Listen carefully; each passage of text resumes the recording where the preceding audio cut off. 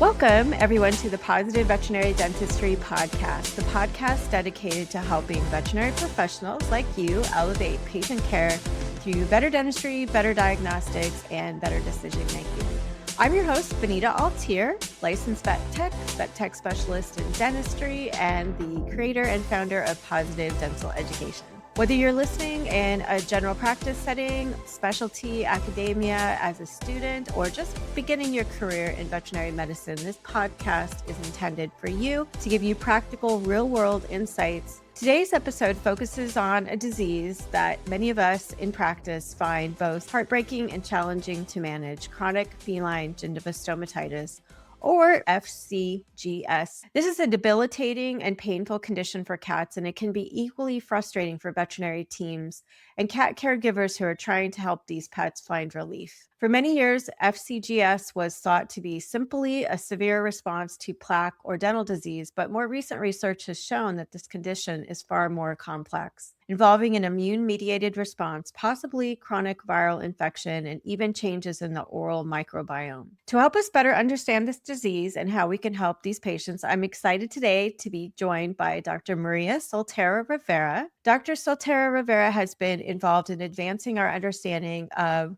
feline chronic gingivostomatitis through both clinical work and research. She is also the co-author of a review article that explores the current science behind this disease, including its immune-mediated nature, the role of the oral microbiome, and emerging treatment options for refractory cases. This article, published in the Journal of Feline Medicine and Surgery in 2023 by Dr. Soltero Rivera, Dr. Stephanie Goldschmidt, and Dr. Boaz Arzi, will be referenced in this podcast today. All three are professors at the University of California at Davis and work together on these types of research projects. In this episode, we're going to talk about what we currently know about FCGS, why full mouth extractions are still considered the mainstay of treatment, and what new therapies may be on the horizon for our patients who don't respond to surgery alone. Before we jump into this podcast, I want to welcome you, my guest, Dr. Maria. I really appreciate you being here. Thank you for having me. Yes, I have really enjoyed working with you, teaching DVMs around the country. Your level of expertise and scientific understanding has just really impressed me, because knowing the why behind what we do, I feel, is so important. And I know, as I've been out in the world going to lectures on this particular topic, we're all looking for new information and what the research is telling us so that we can make better clinical decisions for these animals. So I'm really excited that you're here today and that you can help us with understanding this a little bit more thoroughly. Before we dive into this episode, my last guest, Dr. Chris Bannon, left you a question. Yeah. And the question wasn't specifically directed at you, but it's a good one. And I think it does apply somewhat to this episode. Okay. So her question Yeah. was, if you have a nickel for every time a client says to you, "Oh my gosh, you have to extract how many teeth, and how will my pet ever eat again?" how rich would you be? I would be a billionaire by now. One nickel at a time, right? Absolutely. It's such a common question that we get, and it's very nice to see then their reaction on the other side once their animal feels better, has recovered. And then that's when we get the typical comment of they're acting like a puppy and a kitten again, despite their age. Yeah. And they might eat you out of house and home. Actually, they're going to eat way better because they've been struggling. So this definitely applies a lot to these types of patients, where we are seeing them losing body weight and not thriving because they literally are struggling to get the nutrition that they need. Even their relationship with the owner struggles, right? Because they're so painful. It's hard to pet them. They don't receive the interaction as well as they would if they were comfortable. Exactly. And we could talk about that because the human-animal bond is so important. And when something significant like this could interrupt that human-animal bond, where the pet's not wanting to be interactive with their owner, that can really affect their quality of life, both human and animal, right? So let's start with the big picture. So many of us were taught early on in our careers that feline gingivostomatitis was essentially an extreme response to plaque or potentially related to severe periodontal disease. But Your research and other recent work in the field suggests that this disease is far more complex. Can you help us understand what we currently know about the pathophysiology of chronic feline gingivostomatitis and what's actually happening in these patients? You are correct, and that was the previous knowledge. And that's not entirely wrong. It's just that there's a more complex picture than just that happening. So, what we know so far is that this seems to be an immune mediated disease where not only the oral cavity is affected, but the whole system is showing signs of this happening, and that it's driven by chronic antigenic stimulation where the plaque plays a role. Definitely the bacteria in the oral cavity play a role, but there's also other things that happen in these cats very commonly that could serve as a chronic antigenic stimulation, like, for example, viral infections. A lot of them have concurrent calicivirus infection, FIV or FELV. And so that plays a role too. So what we know from targeted studies is that CD8 positive T cells, meaning the lymphocytes that are cytotoxic, play a big role in this disease, and that there is a mixture of cytokine profiles that don't necessarily fit the hypersensitivity reaction alone. There's a mix there. That's why we don't necessarily think it's an allergy anymore. And lymphocytes are reigning here. Like, they are the ones that drive everything, but neutrophils can be in there too, depending on if there's ulceration or how acute this is. Definitely the bacteria in the oral cavity in FCGS is different than what you typically see in health. And it's different in multiple locations in the oral cavity, not just the areas that are inflamed. It's everywhere in the different specific locations that you can see. If you compare the dorsal tongue microbiome in health versus FCGS, it's going to be different. And then if you compare the microbiome in the dorsal tongue within a cat with FCGS to the cheek pouch, they're going to be different. So there's a dysbiosis that's happening that's part of this process, but also there's a host response that seems to be uncontrolled. And so untargeted studies that have come out recently support the fact that there could be a genetic component in these patients that is making them respond in this exaggerated way, and has been an interesting finding with the upregulation of these cytokines, especially IL-6 and 17A, and the fact that we're talking about lymphocytes, but really this study also showed that those cells that usually take care of the immediate immune response could also be playing a role in the disease. So it involves the immune system acutely and chronically, the innate and the adaptive immune system. It involves bacterial and viral infections. It's a very complex disease. And I think that the more we learn about it, we think we're going to find the one thing to blame, and that's not happening. Yeah, it seems like we learn more and it becomes more complicated and makes that even more challenging for a general practitioner to figure out, how do we actually combat this besides just aggressive treatment? With the research, can you explain a little bit more how this research was conducted to come to some of these conclusions so that we can better understand how this was investigated thus far to get us better information? Yeah, I think you can think about it as layers. The first layer was that first retrospective study that reported on the clinical findings of these cats and what it looked like on oral examination. And then we started digging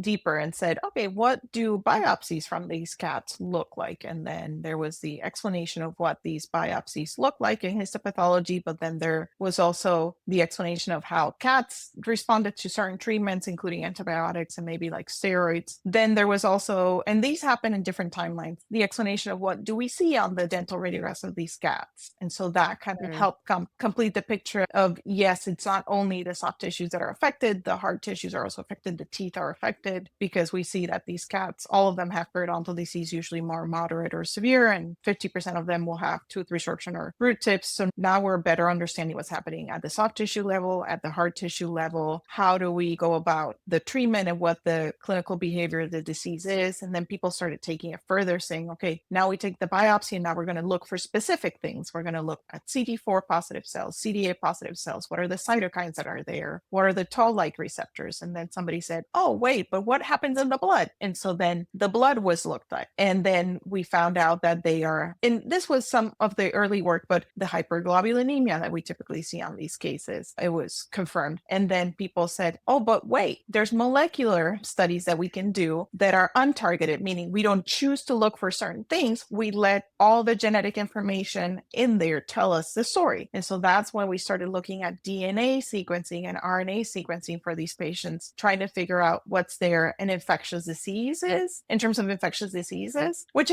had been done before with targeted studies with PCR and things like that. But those are inevitably, they will have false positives or false negatives. Whereas when you're getting all this genetic data and processing it, you're gonna be able to have a more holistic view of what's happening. And so you look at it and you can remove all the genetic data from the cats and only look at infectious diseases. And we've done that and looked at that only. And we have done the opposite where we remove all the infectious diseases and we look at the cat only. And that has been done at the RNA level. And so that tells you not only which genes are there, but which ones are actively playing a role there. And then we've looked at what does the saliva look like there? How do the proteins change in the saliva when you have FCGS? And then as we learn more and more, then at the same time, the medications and their research increase. So then you're like, oh, this is happening. So maybe this medication can do a good job. So let's look at cyclosporin, and a clinical trial was done for that. Or let's look at feline recombinant interferon omega, and a clinical trial was done on that, and see how that changes the other findings that we've seen as baseline for this disease. And so that's how the research has gone in this particular disease, which is pretty amazing. And I use it as a poster child of how we should go about researching anything really in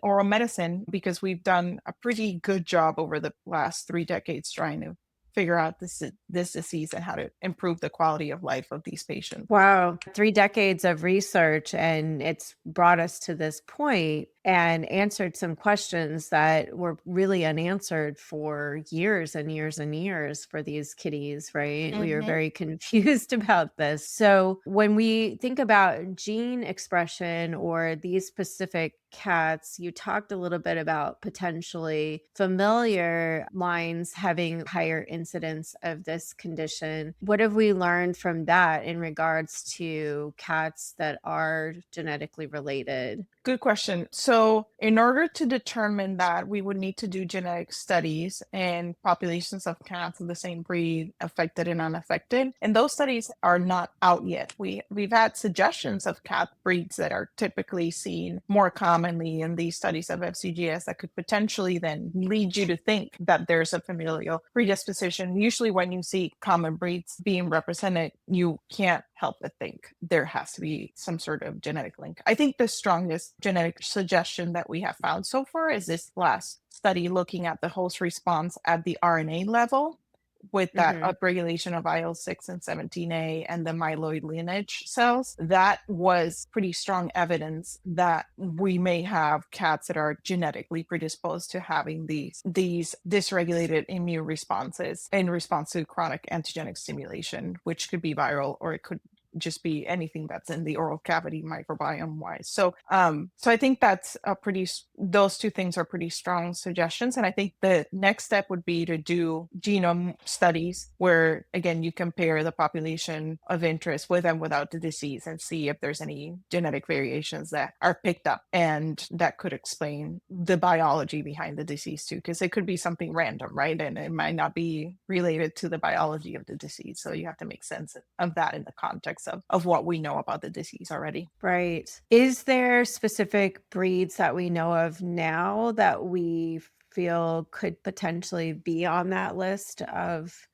genetically predisposed to this condition? Well, I don't think that we can necessarily say particular breeds, but I do think that in general, we tend to see more severe disease, dental disease, in pure breeds of cats. So I wouldn't hang my hat on any specific breed being more affected with FCGS or not, but to say that when the studies are done, the breeds will have to be considered as a covariate or a potentially confounding variable. Okay. All right. What about the evidence when it comes to cats in the same household? Because they obviously are sharing their saliva with each other and viruses, and they're on potentially similar foods. What have we learned about cats in the same household having a higher incidence, if that's true, of chronic feline gingivostomatitis? Yeah, that's a great question. So we have learned from a study evaluating cohabiting cats that that does represent a risk factor for FCGS, and you do get an increased odds of having FCGS if you have, as compared to households with just a single cat.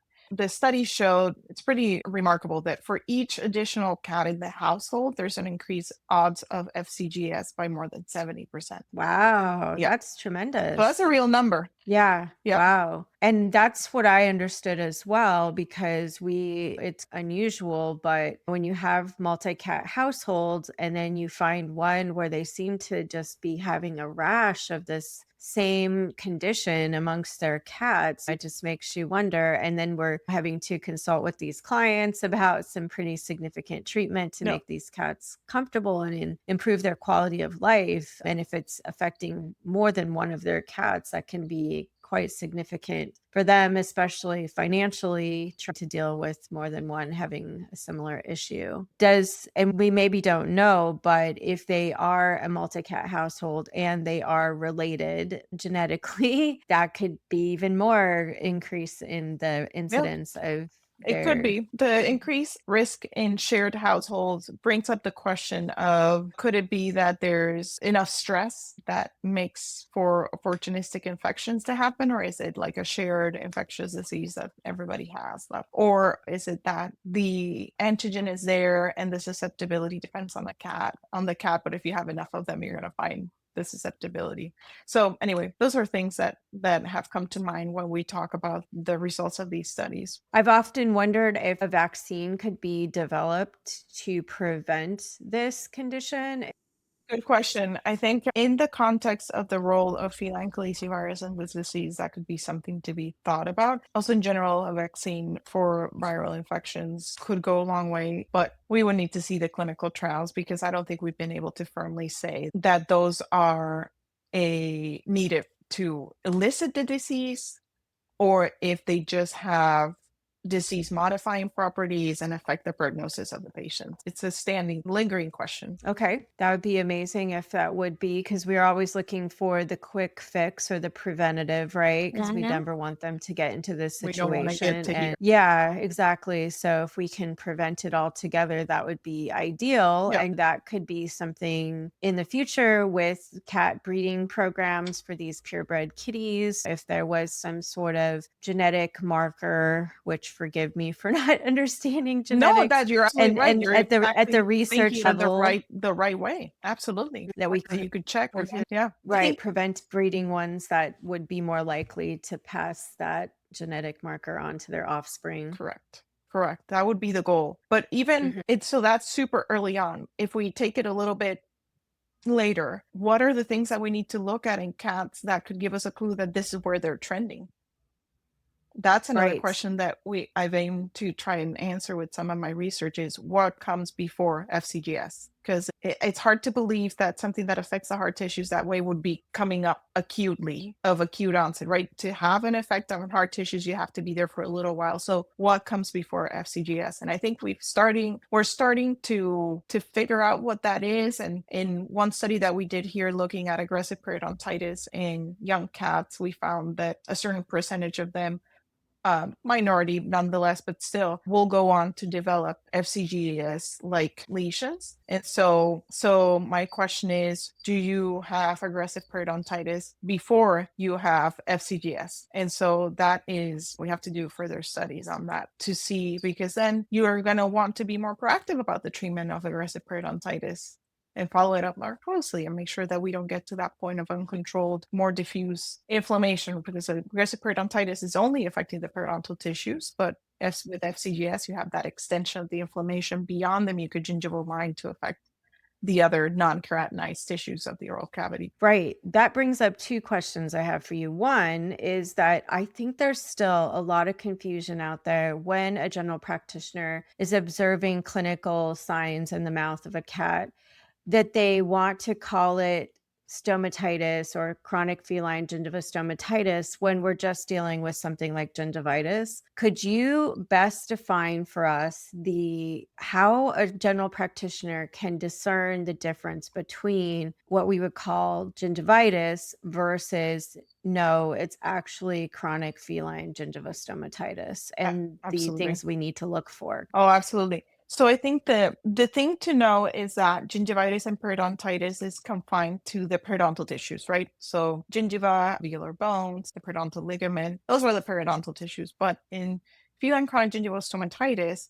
the term stomatitis is there because we're extending beyond the periodontium and now other soft tissues are affected. So you're thinking about inflammation that involves the periodontal tissues, but then extends beyond that mucogingival line to affect alveolar, buccal mucosa, caudal mucosa, sublingual tissues, lingual molar glands, the commissures of the lips. There's more diffuse inflammation. Interestingly, the hard palate doesn't seem to be affected in these cats. So, and we do sometimes see the soft palate being affected, but it's not to be. So when we see that pattern of inflammation that's more diffuse and there is that inflammation present in the back of the mouth, lateral to the palatoglossal arches, that anatomical structure that is a fold of tissue that connects the palate to the tongue, lateral to that inflammation extending to the front, affecting the areas around the teeth, that is pretty typical of these cases, and that can be ulcerative, proliferative, or both. So you can have patients in which the tissues look like they're running wild and proliferating, or you can have ones that look very ulcerated and not necessarily proliferative. And the proliferative ones are important because you want to make sure that you biopsy and rule out any sort of more assiduous process like a cancer, like squamous cell carcinoma in cats is a big concern. So that would be something to consider. So typically speaking, that's what we notice in these patients. Yeah. And if it's strictly gingivitis or periodontitis, it's going to be confined to the attached gingival tissues and the structures surrounding the teeth. And once it's outside of those defined areas, now we're dealing with something more sinister as we realize it's actually stomatitis. Yeah. So the second question I had for you is, how has your research shown, or I know you said it's not that common, but when we see these younger cats, they've just erupted their adult teeth and they have inflammation of the gingival tissues that does not extend beyond the mucogingival line. And we are defining that as juvenile onset gingivitis or juvenile onset periodontitis. How often are we finding that those cats, especially if left unchecked or unmitigated through anesthetized cleanings and strategic gingival surgery or extractions, even if we have loose teeth at that point, how often is it that they go on to progress to actual chronic feline gingivostomatitis? Good question. So we're talking about those cases. So let's define this case, typical case first. So typically these cases are presenting for early onset gingivitis and they're less than 2 years of age and they've already erupted their permanent teeth. So you know it's not inflammation related to the eruption process. For those that are already beyond puberty, then we probably have a real problem. And I say that because you can have gingivitis and periodontitis that's hormonally mediated. And once you get done with that exposure to the hormones, it should resolve. So we're talking about the ones that persist. So the ones that persist, we've actually done some studies on this. Those are animals that should be proactively treated. And by that, I mean, we should put them under anesthesia and we should take radiographs because we have found that in retrospective studies here, there's moderate to severe periodontitis in those cases in about 78% of them. So now let's rethink about the nomenclature that we've been using for this forever. We've been calling it juvenile gingivitis. But if you see moderate to severe periodontitis in 78% of the cases, can we still just call it gingivitis? And so then you go back to the human literature and you say, how did humans deal with this? Because the same thing happens with humans. And what they've done is they've realized, we're not dealing with only gingivitis, and they're not typically speaking juvenile anymore anymore because they're done with puberty. So really what we should be calling it is aggressive periodontitis. And so that is something that we have moved towards too, is adopting that terminology of aggressive periodontitis. First of all, because it more accurately defines the disease. And second of all, because it means it doesn't confine it to an age group, because we're not talking about that age group anymore. And so if you pose it to the owner as juvenile gingivitis, first of all, they're going to think it's only the gum tissue affected. And second of all, they're going to say, oh, they'll grow out of it. And what we see is not necessarily that. We see that this is periodontitis like you and I will get, like everybody gets, but it goes faster. And so what we have found looking at those cases in this retrospective study and following them over time is that we looked at 27 cases, and of those, 2 of them developed FCGS-like lesions, and about 7 of them had progression of that aggressive periodontitis despite the care that was provided. And so when you have those cases, it's really important to have those conversations with the owners of, if we were on Facebook, we would be going steady, because this is not something that I can fix with just one procedure. We're going to do our evaluation. Chances are that extractions might be needed, even at this early of an age. It's not wild. It has been described. It is a more rapidly progressing form of periodontitis, and we can only define it and call it by that when we've had 2 subsequent evaluations 6 months apart, and we see that there's more attachment loss over that time than what we would like to see. And you can extrapolate the definition in humans to cats, and it really doesn't take much from one measurement to the other to say, oh yeah, this is aggressive periodontitis. And so then you have to explain to the owners is, we're going to do everything that we can, but you're going to have to come to see me more often than you would expect for a cat that doesn't have this. And the lifespan of those teeth is probably going to be shorter. We'll do everything in our power to keep them for longer, but it's probably going to be shorter. Or, oh, by the way, the inflammation could extend to the rest of the mouth. So we're going to keep a close eye on that. Right. So there definitely is a risk that it could progress on to chronic feline gingivostomatitis. So we have to keep a close eye on them. But because it is aggressive, it is a earlier onset type periodontitis, we have to be aggressive in our interventions to try Control the to inflammation, ideally. control. And at home, Yeah. they also have to be very proactive with home care, trying to brush. These are the cats that definitely you want to try and get them to be compliant with brushing. And I think it also supports the fact of, starting those evaluations in cats early on, as soon as like 6 months of age, to see that this pericoronitis that tends to happen with eruption resolves, and it doesn't continue to be something that is inflammation beyond the eruption process. Gotcha. Is there any correlation from the research that you know of in regards to calicivirus with these cats and the aggressive periodontitis? Good question. Not currently, but there's somebody actually looking at that right now. So hopefully that will be something that will see the light of day here soon. Somebody on the East Coast is actually looking at that right now. So we're working together on that. That's great. Good to know. Yeah, because I think there's still so much misunderstood about that specific condition. There is a product which we can talk a little bit more about treatment here in a bit, but before I talk about any treatment and that kind of thing, what would you say to a client who presents a cat that has chronic feline gingivostomatitis in regards to what they should expect? And we're going to be talking more about what they need to do at home, what we might be doing procedurally. What would be a normal kind of spiel or something that you would talk to them about if you diagnose this? Yeah. So most of them come to our practice already frustrated because they've tried so many different things. They've tried multiple anesthesias, some extractions. They may have already tried medical management. And so they are desperate because their animal is still in pain. And at that point, sometimes even some of them don't even know or remember what their cat was like before they had the disease. And so we have a conversation about how the knowledge about this disease over time has progressed, and how, unfortunately, we're still at the point of the gold standard of treatment being near full mouth extractions to full mouth extractions.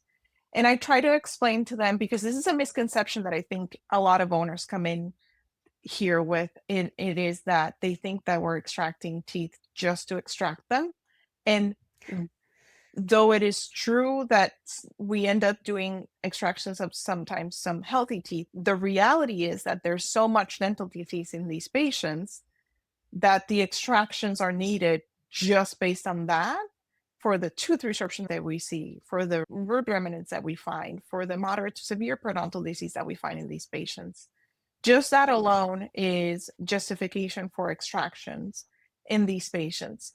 Now, having to go beyond that we still don't quite understand. Why do we need to go beyond that and end up extracting as many teeth? And I do have the conversation with the owner of, I know if I had that disease and I went to the dentist and they said, we got to extract everything, I'd be running away immediately.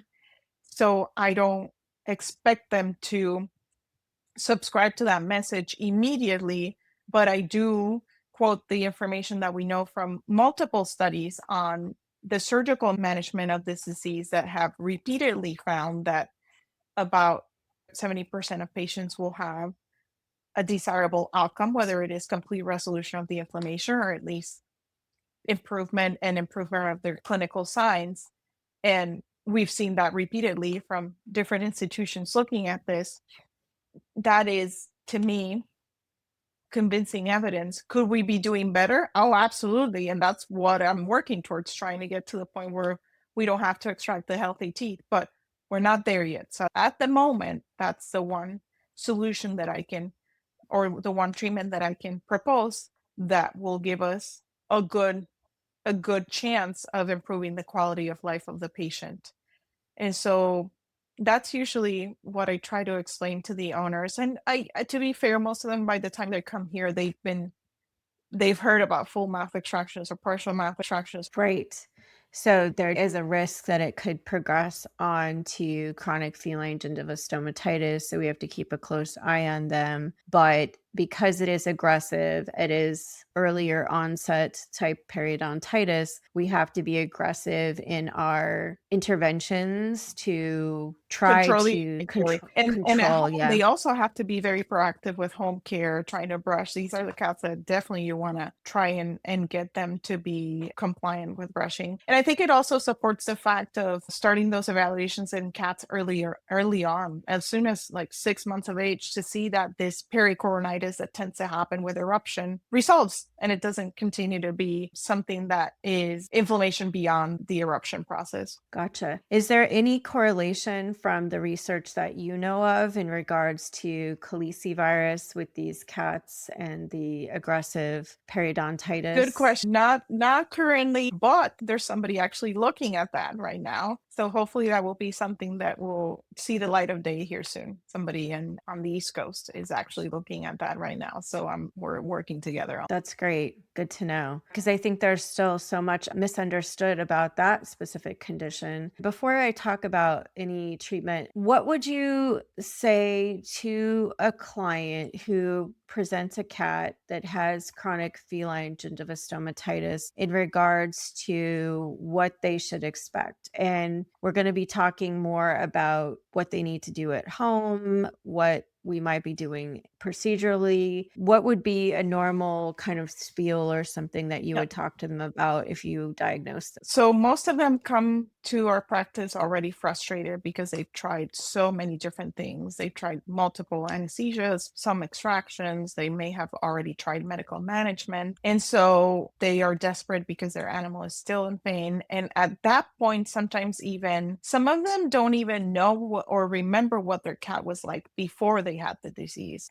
And so we have a conversation about how the knowledge about this disease over time has progressed and how, unfortunately, we're still at the point of the gold standard of treatment being partial mouth to full mouth extractions. And I try to explain to them, because this is a misconception that I think a lot of owners come in here with, it is that they think that we're extracting teeth just to extract them. And though it is true that we end up doing extractions of sometimes some healthy teeth, the reality reality is that there's so much dental disease in these patients that the extractions are needed just based on that for the tooth resorption that we see, for the root remnants that we find, for the moderate to severe periodontal disease that we find in these patients. Just that alone is justification for extractions in these patients. Now, having to go beyond that we still don't quite understand. Why do we need to go beyond that and end up extracting as many teeth? And I do have the conversation with the owner of, I know if I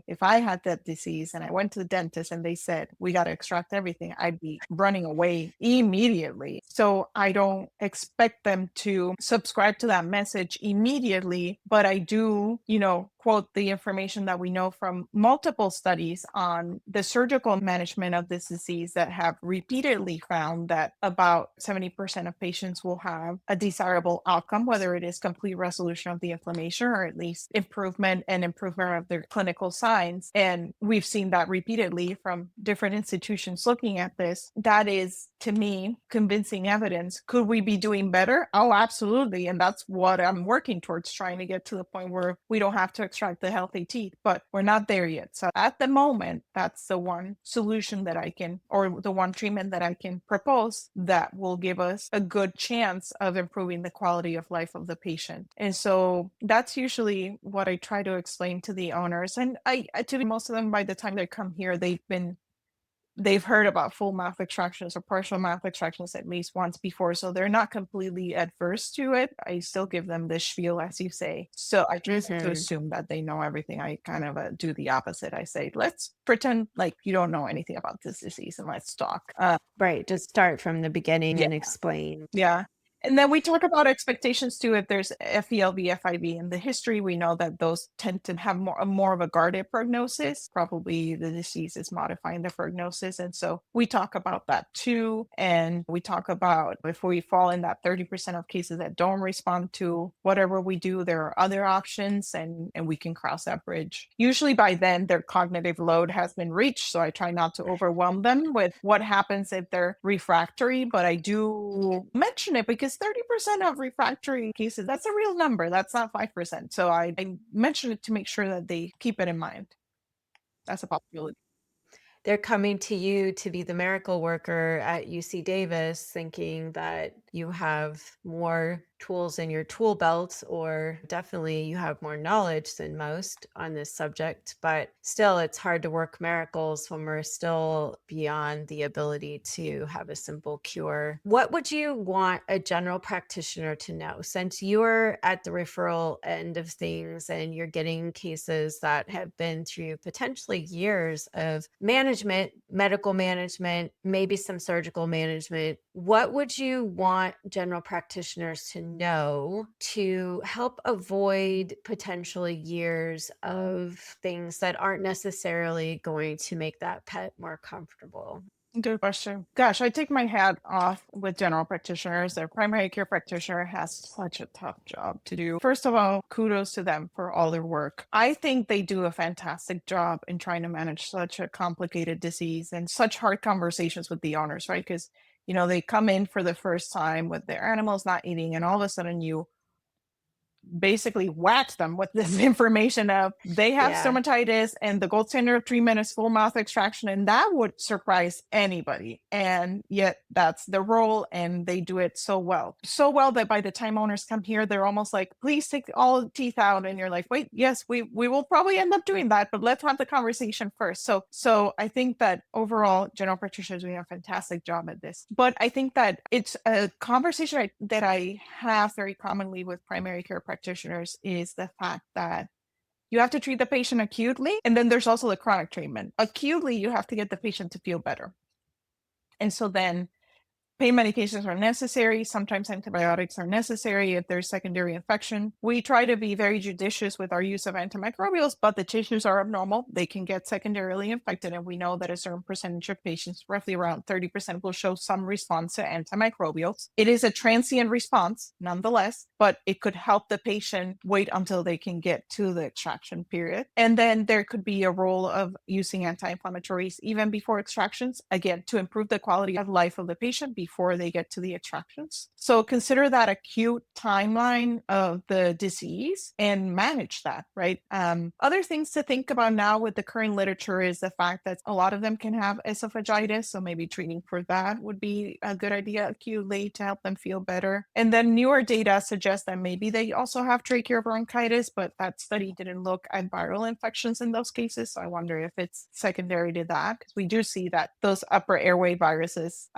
in association with stomatitis, or I do typically see a lot of my stomatitis cases also having upper airway disease and things like that. So those are things to consider. Then the workup to figure out that they can undergo anesthesia is very important. And, most of my cases that come here they've already done that. Checking FELV, FIV status, just to see if prognosis is going to be any different is important. And then planting the seed with the owners with the need of anesthesia and dental radiographs and charting to see how many teeth are already affected with periodontitis, tooth resorption, if there's any root remnants. Perhaps if the owners very hesitant to take the chronic management approach of full mouth extractions, then biopsying might not be a bad idea, especially if it's proliferative, and staging extractions by taking care of the teeth that are obviously beyond the point of return, doing a cleaning in the rest of the teeth, seeing how the patient does before you make any other recommendations. It's not a bad idea so long as you continue having that pain management dialed down across the entire timeline of the disease, from the acute to the chronic to post-extraction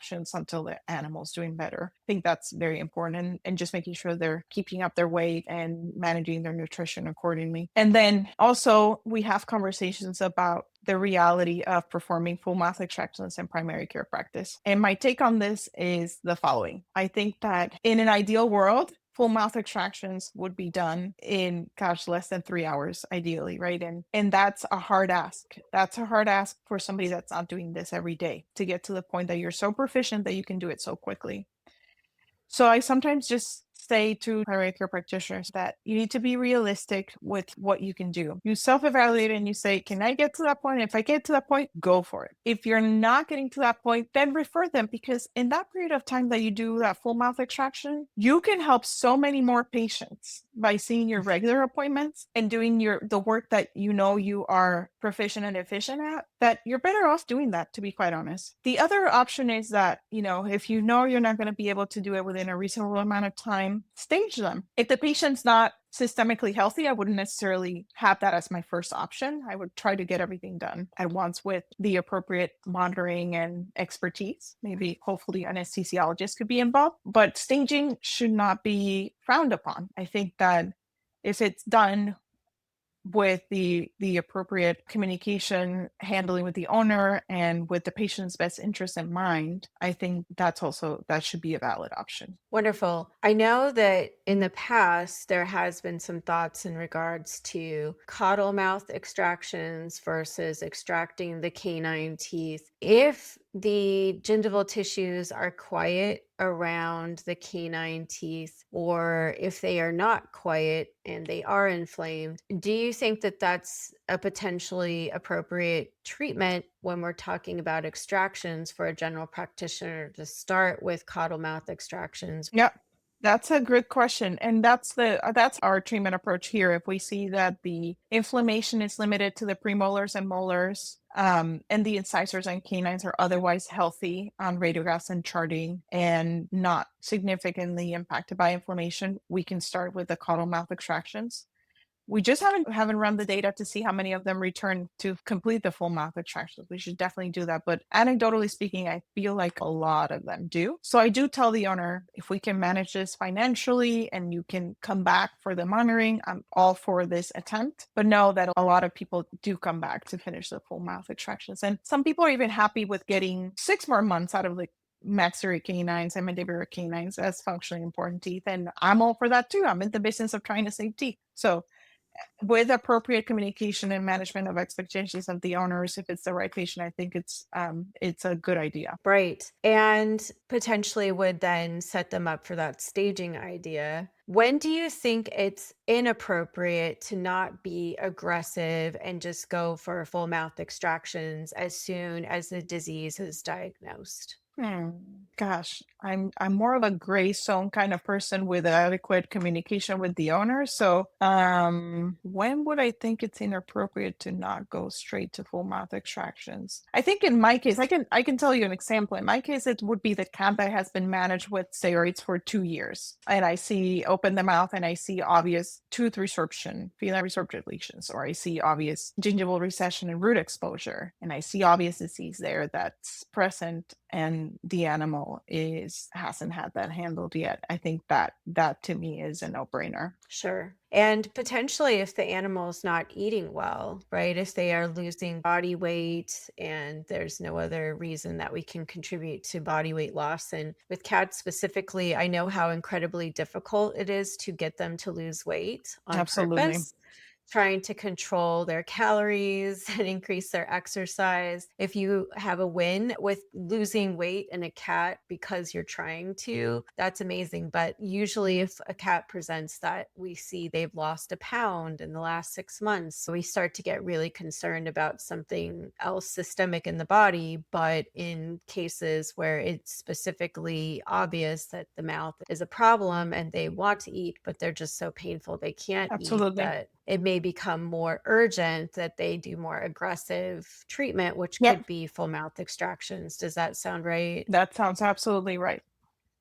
Okay. When we think about these kitties, what symptoms or signs do you think the owner might notice so that we could better educate the cat parents on how to look for signs? Oh, absolutely. I think we already talked about the fact that it's typically a multi-cat household. Could be an indoor outdoor cat. Maybe they don't want to go outdoors as much. At home, you may notice them running away from the food bowl, pawing at their mouth. I've had some that vocalize when they eat. Non-grooming, they could be hiding from the owner or other cats in the household. Salivation can be another sign, and it could be blood tinged yellow or green. And then you can see them shying away from you, trying to pet their face. And salivation may show as literally saliva coming up, but it could be also crusting around the face or on the front paws and the neck region. So it's also a good idea to look at that. Quality of their coat, if they're not grooming, is going to look poor, and weight loss could be also detected as a result of not eating if it's chronic enough. Right. And potentially they may be sleeping more And hiding. too, or Yeah. just hiding, not interacting with the family. Like you said, that's a sad thing. They don't remember what their cat was like before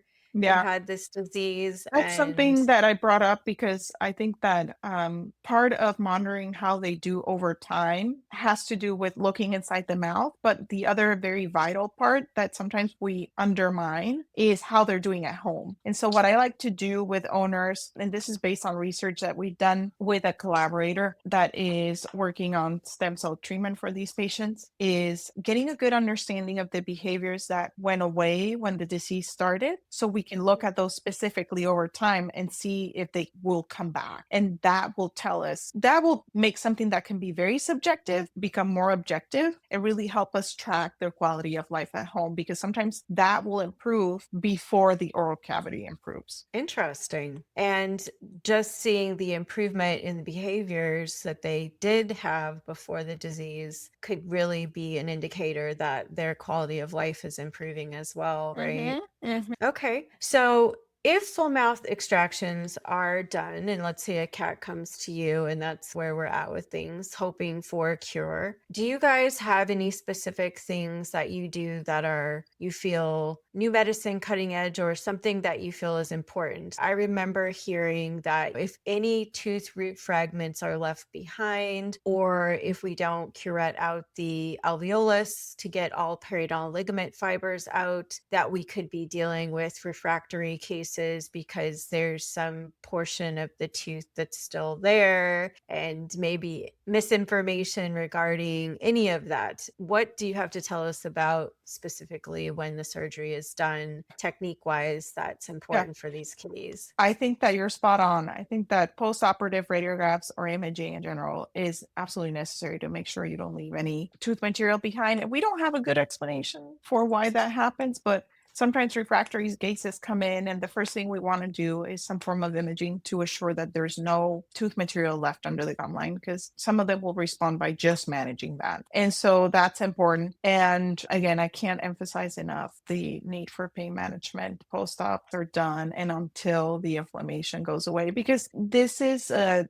chronic enough disease where behaviors change at home and they're normalized and they're not picked up as pain, even though these are painful animals. So yeah, Exactly. post-operative are important. And then for those cases that look atypical, where there could be proliferation or the inflammation is asymmetric, biopsying too, to make sure that you are dealing with lymphoplasmacytic inflammation and not eosinophilic inflammation, or not something like a squamous cell carcinoma. That would be important too. So tell me more about the eosinophilic inflammation. Cats potentially with asthma. Is there anything specific to those types of... we talk about eosinophilic granuloma complex, and when we hear about that, we think about the indolent ulcer, and we think about the proliferative lesions that can happen in the oral cavity on the tongue or in other areas that look pretty typical, with their pinpoint yellow to tan deposits on the top that are almost like pathognomonic for eosinophilic granulomas. But we've had some cases come in with more of a stomatitis presentation, and we're doing work on that now, but they don't all respond the same way that you would expect with a case that only has lymphoplasmacytic inflammation and not eosinophils in there. Okay.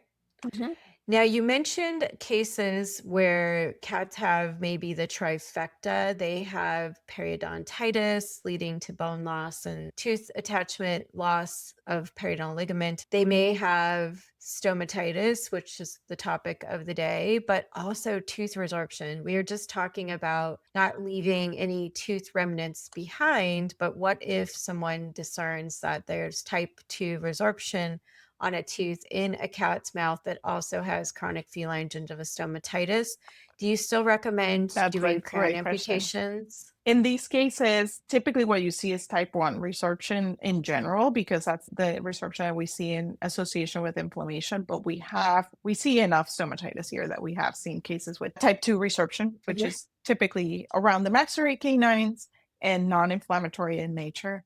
In those cases, I would say that sometimes you can do more harm trying to extract a tooth that is no longer a tooth. And so I think that it's not completely unjustified to continue taking the approach that we would for a tooth with type 2 feline resorption, where we follow the guideline of, if the root no longer have a periodontal ligament space and you can't see a root canal system and the density of the root is more similar to bone in the area than teeth in the area, then you can consider crown amputation. But thinking about it, really, it's very unusual to find that type of scenario in a cat with stomatitis, but then healthy cat altogether. When we get to perform crown amputations for the right indications, it's like a reason to celebrate in dentistry. It's even less commonly seen in FCGS. Typically in FCGS, it's type 1, and in those cases, you have to extract the entire tooth. Okay. But then those would be ones that I would follow up very closely, and perhaps even do radiographs in 3 to 6 months to make sure that the tooth continues to go away, and then explaining to the owner, hey, our data shows that typically if we're going to see an improvement, we're going to see it within 2 months. But maybe in this case, because we have this atypical type of resorption for these cases, the type 2, and we have to handle it this way, maybe we're going to give it a little bit more time, and we want to see actually that tooth going away. That makes sense. With these cats, when we think about they're in surgery, maybe they have full mouth extractions, and we know that they have been malnutritioned, losing body weight. What percentage of cats do you place a feeding tube on if they're getting full mouth extractions? Rarely ever do we have to do that. Okay. I think in my residency, I did it once, and I haven't, knock on wood, had to do it again. Okay. Well, that's good. That's less complicated.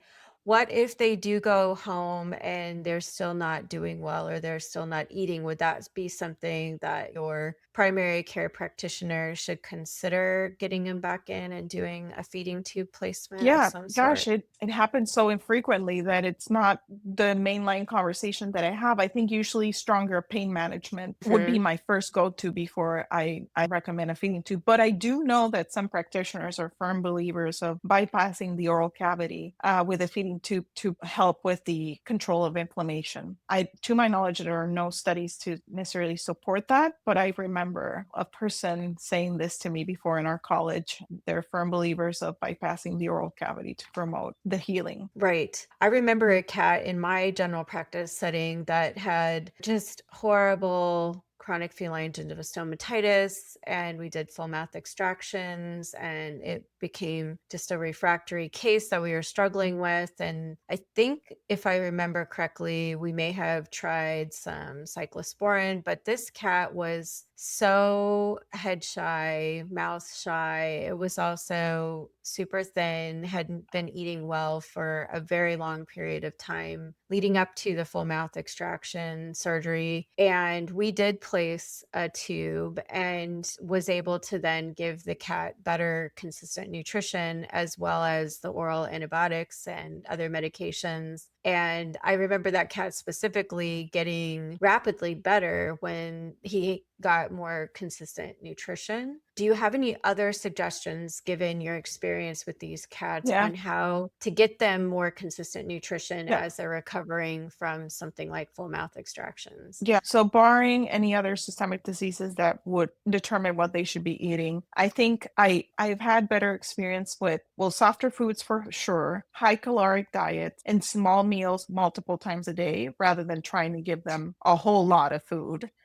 Then the Mhm. other thing is, cats are impressive. I've had cats that hate soft food.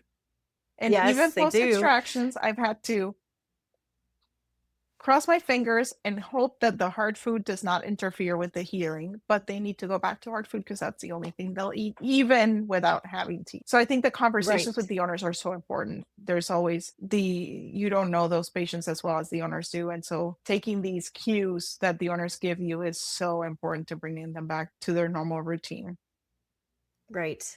Even Yeah. what type of medication? Is it a pill cat or is it a liquid cat, or do we have to try transdermal? And yes, there's no real evidence that it works so well, but let's give it a try. If you're willing to try it, I'm willing to try it, and we'll see how the cat does. And so just thinking outside the box with cats is so necessary. Yes, they are their own little creatures, and each Mm-hmm. one is such an individual, and we have to cater to what the cat will accept and what we can do as pet parents. When we think about giving medications you commonly suggest, you mentioned potentially that we might be needing to use some antibiotics given certain microbiome Mm-hmm. populations. And then we need to talk about pain management as well. What kind of medical management acutely would you say you often do with these cats, given chronic feline gingivostomatitis and potentially full mouth or near full mouth extraction cases? Yeah, typically buprenorphine is the first one that we go to. Reason being, there have been studies looking at the analgesic effects and absorption of buprenorphine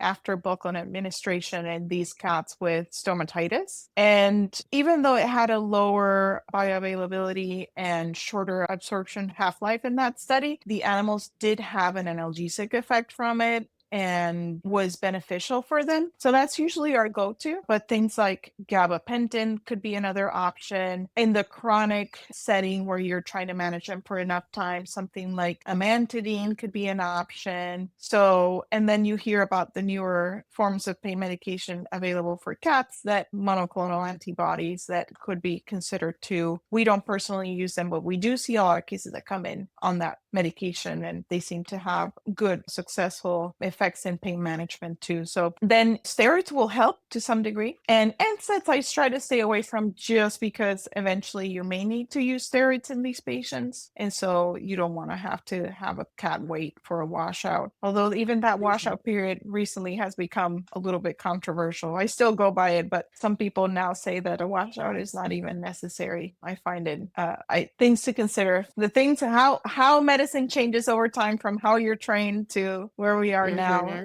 does never Yeah. ceases to And you're like, surprise me. but to be safe, let's do the washout, Yeah, right? Yeah. exactly. When we think about while they're under anesthesia, I'm sure you are doing nerve blocks. Mhm. Do you often do controlled rate infusions with these cats that are getting full mouth extractions under Yeah, sometimes anesthesia? we have to, because the local blocks will not work as well. And there's an acidic environment because of all the inflammation, and local blocks are super dependent on the pH of the environment. And so sometimes the blocks won't work and you have to rely on CRIs and other forms of pain control for them.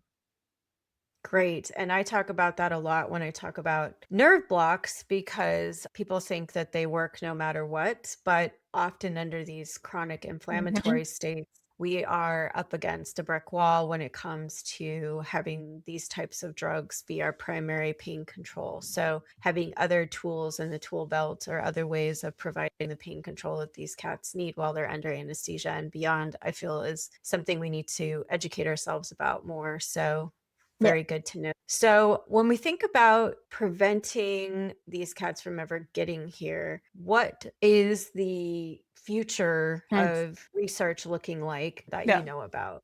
Yeah, the goal in the future will be to be able to get something called biomarkers. Biomarkers are different types of substances. It could be genetic material, protein, or a metabolite, or it could be from saliva, it could be from a buccal swab, it could be from the blood, but it would be a hint of something that is an intrinsic factor in the cat that could be associated with this disease. And so that's where I think we're going to go in the future. And that's linked to this concept of personalized medicine, where you say we measure these things ahead of time and they're not going to guarantee that you're going to get the disease in the future, but it may change the way we treat you, we monitor you for sure, so that we hopefully catch things at the very least earlier on. Right. Before we have no other choice but to do full mouth Hmm. extractions on these cats, or that they've been suffering for months to years Yeah, with the most painful oral condition that we can probably absolutely. imagine.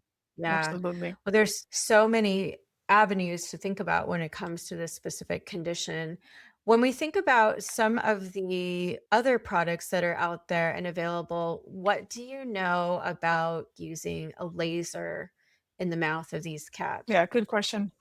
I think there's two types of lasers, right? There's the therapeutic laser and the ablative laser. In terms of the therapeutic laser, there's no real evidence out there to support its use. The ablative laser has low quality evidence in that there's only like a case report with a literature review on ablative laser used for a cat with stomatitis. And in my experience, I've used CO2 laser in a cat with stomatitis before, more than one to be honest, because of proliferative lesions. And my experience with it is that they are more painful. They get worse before they get better. And so a feeding tube on those would be a good idea. And you need to do multiple treatments to promote that fibrosis that will resolve the inflammation. And so I use it as a means to debulk proliferative lesions or as a last resort, because I feel that it is a tough sell to an owner to say, and now I'm going to make your cat feel worse before they feel better, especially now in this environment where in Europe there's feline recombinant interferon, and in the United States there's going to be hopefully stem cell therapy here available in the near future. It would be very hard to justify making a cat feel worse if you have something that doesn't do that, and it's FDA approved here soon. So I think that it's something to know that it's there, and it may have a role intraoperatively if you have very exuberant tissue to make the extubation process less risky. But as a means of treatment for a refractory patient, perhaps it wouldn't be my first choice. Okay, perfect. What about sealants? There is a sealant out there that we have used for years and years in cats called Sanos, and we put that on as the last step of our dental cleaning procedure in all cats because we thought this lasts for 6 months and it could potentially prevent periodontitis or inflammation of the gingival tissues. In specifically cases of aggressive periodontitis, which we had referred to as juvenile onset gingivitis or periodontitis, this is happening earlier on in their life and is aggressive to the point that they're losing bone and attachment. I personally had seen some pretty remarkable differences between getting them anesthetized, getting their teeth cleaned, obviously taking full mouth dental radiographs, addressing any specific teeth that require extraction because of mobility. They're too far gone regarding bone loss, even at a young age. And then putting that Sanos on, it seemed that the cats that we did that on, they quieted down pretty quickly. Do you have any thoughts or input or anything on specifically that particular sealant? No, not really. It is VOHC approved, but I have not necessarily used it in our clinics and not specifically for that population of patients for sure. I Yeah. try to err more towards let's try to get the teeth brushed. I think that is my main Hmm. priority. Right. Which is, we will admit, difficult in cats. Mhm. Especially if they've had something really painful going on in their mouth. It True. seems like it would be a very hard sell to a cat just because they don't forget. They're like elephants and they remember Yeah. if that dish of food caused them some sort of pain. Like Yeah, they they're not never gonna want want that to go dish back. and that food again. Yes, definitely difficult. One of the products that we're talking about as a hot topic lately is hyaluronic acid. Do you Mhm. have any thoughts or opinions in regards to hyaluronic acid when it comes to these chronic feline Yep. gingivitis cats? I think that I, again, haven't used it personally. I think the data on hyaluronic acid in general is pretty solid. I think Okay. that for this disease, still we're learning more and more about it. And I would see it as an adjunct rather than a single agent. I do think that there are things that we talked about the complexity of this disease. And I do think that we have other methods that literally act like a Swiss Army knife for this disease. With that, I'm talking about stem cells Hmm. that tackle like basically every single aspect that we have seen and talked about briefly here in FCGS. So I think that if we want to take a multimodal approach, it's not a bad idea, but there seems to be, Hmm. especially for these refractory cases, the one treatment that will give you the multimodal approach in one thing, which is Hmm. pretty remarkable. And I am very excited about the future for these cats because of that possibility, that option. Yeah, stem cell research is amazing and has really taken us a long way in Mhm. finding some solution to many, many problems that we're dealing with Yeah. these patients and other patients. So that could be another episode that we talk about specifically Regenerative the medicine and cats. cutting edge of regenerative medicine. Yeah, so Yeah. exciting. So we'll Yeah. have to save that for another time. Sounds great. If there was one key message that you would like veterinary professionals to take away from this discussion about feline chronic gingivostomatitis, what would that be? Yes. Gosh, I think the disease itself is complex. I think that we need to continue to work on it to hopefully find a solution where we don't have to extract teeth that are healthy anymore and we can do better by these cats. But this is when I talk to students here, this is the disease that lets me show them how important client communication is and managing client expectations is and making sure that clients understand that pain can be missed in these patients and emphasizing the need for pain management across the board through this disease from the very beginning until the inflammation is resolved. So those are, I think, key home take home messages that are key for me with my students and my clients in general in relation to this disease. Yeah, really good advice and something that I think we can all use because when we are a patient advocate, one thing we're advocating for is that the patient has a not just good, but exceptional quality of life. We want really good things for them. And that can then help with the human animal bond. A cat that comes out and wants to interact with its people and is comfortable and healthy and happy is a really fun cat to have in your house and Yeah, something that I think really enriches our lives as humans. So we want to be really educating them on what to watch for and then getting these cats in on a more routine basis. We found in my practice that a lot of cats weren't coming in on an annual basis because the owner was hesitant to try to get him in the crate and have to take they're him to hard to the vet. catch. And it's, yeah, the cat is so good at hiding and not being caught the day the vet appointment is and helping them with all those things by emphasizing how incredibly important it is, even more so in cats, I feel, than dogs, that we get in there and look in their mouth at least annually Absolutely. looking for something like just gingivitis or doing a baseline full mouth dental radiographs and assessing things. But cats have such a high incidence of tooth resorption. Yeah, they're just And terrible at showing pain, right? So you can't trust them yes, to let you know what's happening. they're not going to let us know, and they're suffering in silence. And so us as veterinary professionals really need to be proactive in a strong way to make sure that we are emphasizing how important it is that these cats get anesthetized on a frequent basis to investigate thoroughly and look for any signs of any other dental condition or squamous cell carcinoma, which we're going to talk about with Dr. Goldschmidt at length, because they're so good at hiding it, but it can really completely sabotage their quality of life and shorten their lifespan potentially if they were to get something significant like squamous cell carcinoma. Well, Dr. Rivera, thank you so much for joining us today and for sharing your insights on this super challenging disease. It's your turn now before we go to leave a question for my next guest. Absolutely. So what would your question be if you would like to ask an interesting question to someone like yourself or someone like myself? All right. So my question is, looking back in time, what concepts in veterinary dentistry did we get most wrong early on? And what are we still getting wrong today? That's great. I think that will be a perfect question for our next guest. Thank you so much for the question, and we will look forward to the answer. Thank you for being on Pawsitive Veterinary Dentistry Podcast today. And to our listeners, thank you for tuning in to the podcast. If you found this episode helpful, we really are trying to grow our listenership, so please share it with your colleagues, anyone who is passionate about helping animals improve their dental care and to help advocate specifically for cats, given this episode focused on chronic feline gingivostomatitis.